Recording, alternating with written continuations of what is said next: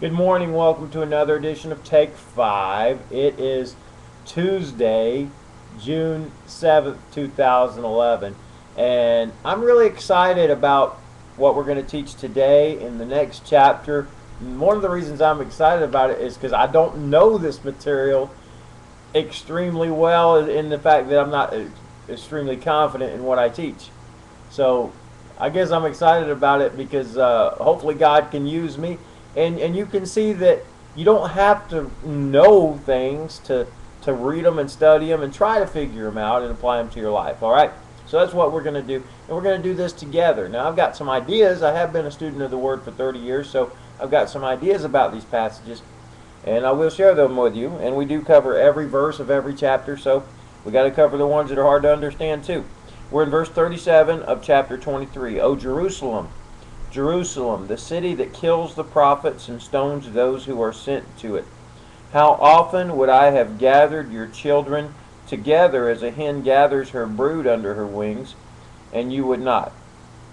We'll just stop there.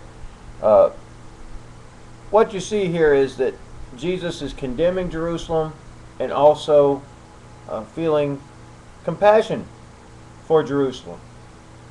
He says, you're the guys that kill the prophets. You stone everybody we send to you. You reject the Word of God and those who deliver the Word of God. You reject them. But I would love to just bring you on in. Even after you've done all that, I would love to gather you in. But you wouldn't even have me. That's what Jesus is saying. You wouldn't have me. And the application here is you could mess up all your life. Jesus still wants you. But unfortunately, many of us, even though we've messed up and Jesus is saying, I still love you, I still want you, we reject Him. So it wasn't a matter of Jesus rejecting Jerusalem. Jerusalem rejected Jesus. And Jerusalem is the city that represents the nation, that represents God's people. So God's people rejected Jesus. Verse 38, see, your house is left to you desolate. I told you to do your homework and just look up Jerusalem AD 70.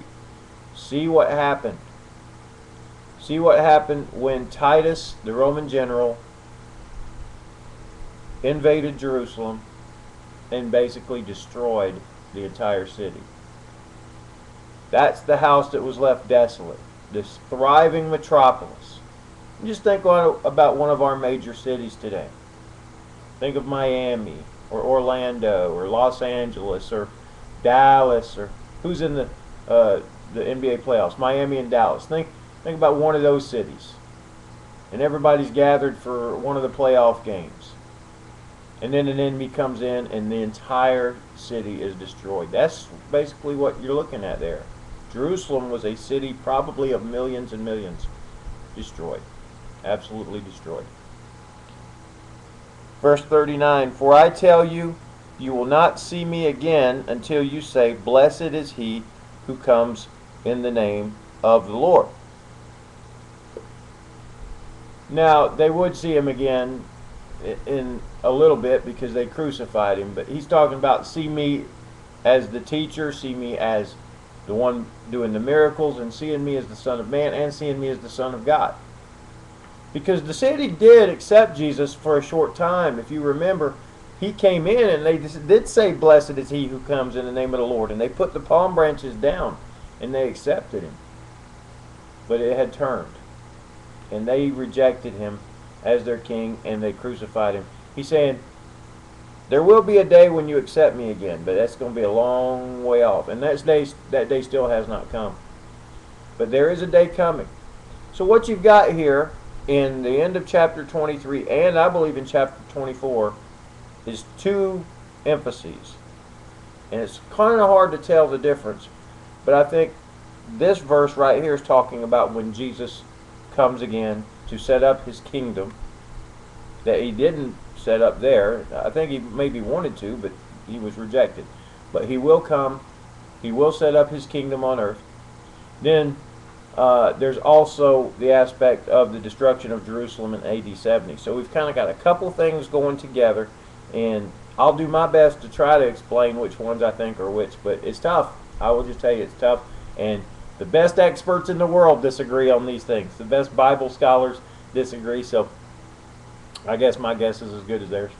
Anyway, come back tomorrow.